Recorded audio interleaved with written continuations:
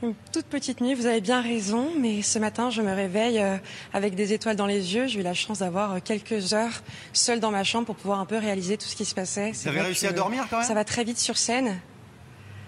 Pas beaucoup, voire pas du tout, mais j'ai pu quand même me relaxer un petit peu et puis maintenant on réalise doucement et on commence les interviews, donc je suis très heureuse d'être sur votre chaîne aujourd'hui. Alors justement, on va regarder votre sacre et on va en reparler avec vous juste après.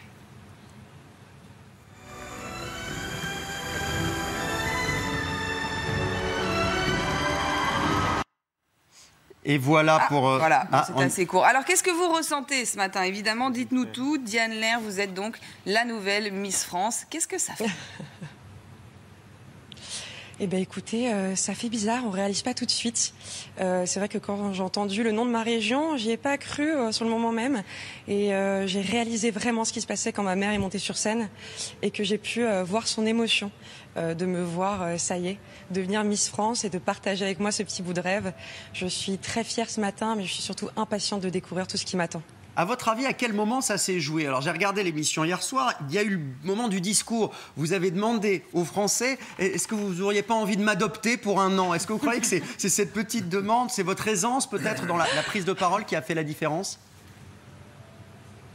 Je ne sais pas. En tout cas, ce qui est vrai, c'est qu'aujourd'hui, ils m'ont adoptée.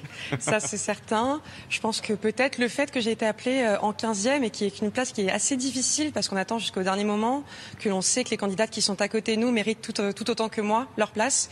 Peut-être qu'à ce moment-là, quand j'ai pris le micro, il y a eu une aisance un peu plus naturelle qui s'est dégagée et que du coup, les Français l'ont ressenti. Je ne sais pas si à jouer, j'ai pas encore eu le temps de boire. J'y serai pas, c'est ça, il y a eu une espèce de soulagement. Vous êtes dit, j'y serai pas, donc là, je donne tout, c'est ça.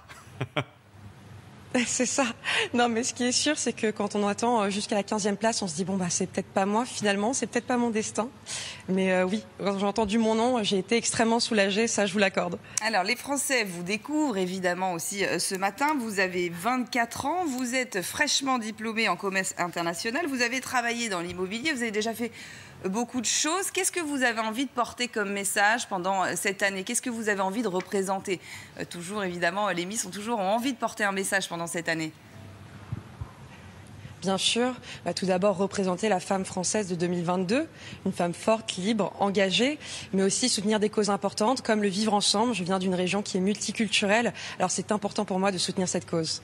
Voilà, le vivre ensemble, ça c'est parisien en tout cas. Effectivement, c'est une des choses que vous avez dit. J'ai une petite question piège pour vous, malgré tout. Vous n'avez pas forcément pu éviter les polémiques, comme il y en a toujours, sur le sexisme. Voilà, on dit Miss France, c'est sexiste, etc. Qu'est-ce que vous avez envie de répondre à ceux qui disent que voilà, finalement, un concours de beauté, c'est un peu ringard et sexiste aujourd'hui? J'ai envie de vous dire que si Miss France est ringard, alors on est tous un peu ringards, on adore, c'est le rendez-vous de l'année. S'il y a autant de téléspectateurs, c'est qu'il y a une raison.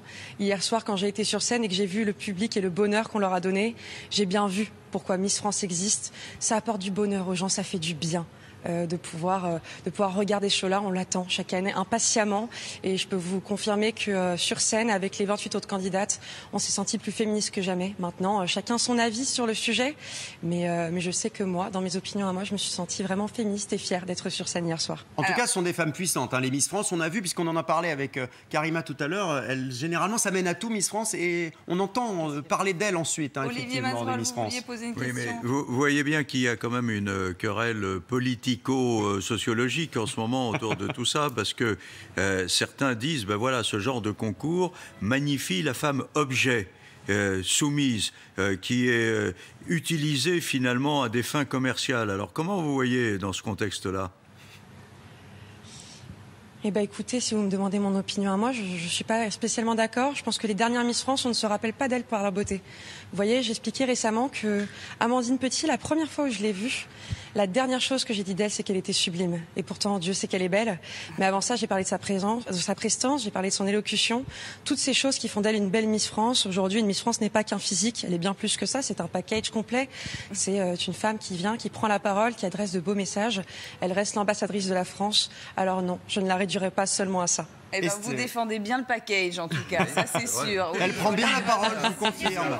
On vous souhaite une bonne journée, en tout cas, Miss France, parce que je pense qu'elle va être longue. C'est le début d'une longue année pour vous. On vous souhaite évidemment bon courage. Et puis, venez nous voir quand vous voulez. Ce sera évidemment avec grand plaisir. Il y en a un qui s'appelle Christopher qui vous attend de pied ferme. Oui, Christopher, et puis il y en a d'autres.